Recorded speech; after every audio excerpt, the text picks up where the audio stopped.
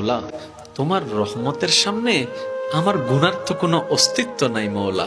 আমার গুনাহ না হয় পাহাড় পরিমাণ হবে, বেশি থেকে বেশি আসমান পরিমাণ হবে, না হয় পুরা পৃথিবী পরিমাণ হবে। তোমার রহমত তো অগণিত, তোমার রহমত তো অসীম, তোমার রহমত তো আনলিমিটেড। এবার রব্বে করিম বলে, তাহলে ঘাবড়াস কেন, তাহলে মন ছোট করস কেন? আরে গুনাহ করেছো তো করেছো, কি হয়েছে?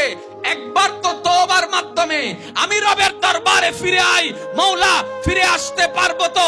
দরজা কি খোলা আছে?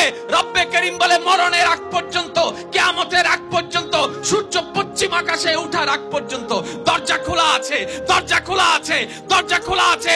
এবার বান্দা বলে, মৌলা 24টা ঘন্টার কোন টাইমে আসলে সেই দরজা খোলা পাবো? রব্বে করিম বলে, আরে ব্যাংকের দরজা খোলা থাকে নির্দিষ্ট সময়ে, অফিস আদালতের দরজা খোলা থাকে নির্দিষ্ট সময়ে, এমনকি ঘরের দরজাও খোলা থাকে নির্দিষ্ট সময়ে, এর বাইরে যাই না। কিন্তু তোর রবের দরবার এমন একটা দরবার, 24টা ঘন্টার যেই কোনো মুহূর্তে তুই আসবি, তোর রবের দরবার তোর জন্য খোলা থাকবে। সুবহানাল্লাহ।